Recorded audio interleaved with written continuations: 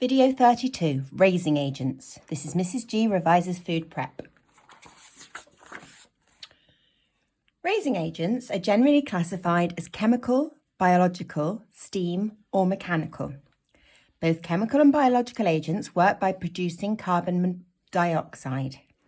Chemical raising agents are baking powder and bicarbonate of soda.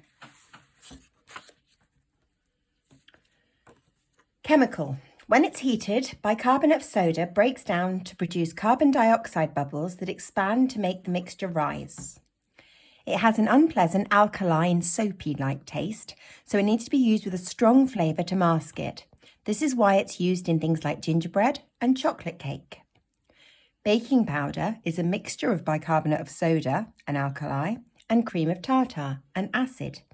A neutralisation reaction takes place when baking powder is heated, which removes the horrid soapy taste. Self-raising flour contains a mixture of plain flour and baking powder.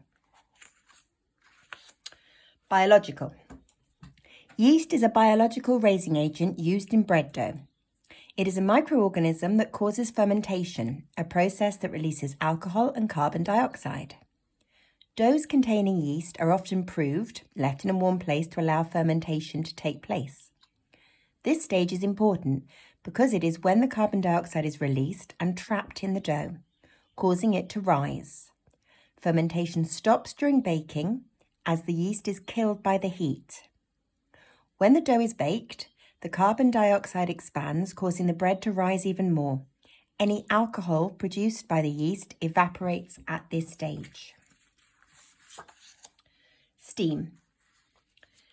When you use a very hot oven to cook a mixture that deliberately contains a lot of liquid, such as batters, puff pastry or choux pastry, water leaves the mixture as steam. As the steam rises, it raises the mixture up.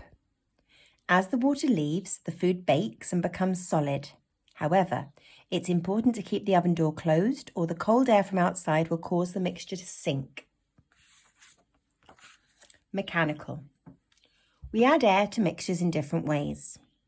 To fold a cake mixture, you carefully use a spoon or spatula to repeatedly pour the liquid mixture over itself, trapping air each time. Pastry doughs can actually be folded into layers, trapping air between the layers each time you fold, like making puff pastry. Beating is more vigorous, where you use a spoon or fork to mix ingredients and quickly drive air into the mixture, such as beating eggs and sugar in a mixing bowl. Whisking is the same as beating, but using a whisk, rather than a fork. When you sieve flour, you trap air between flour particles. Air is also added when creaming or while rubbing fat into flour.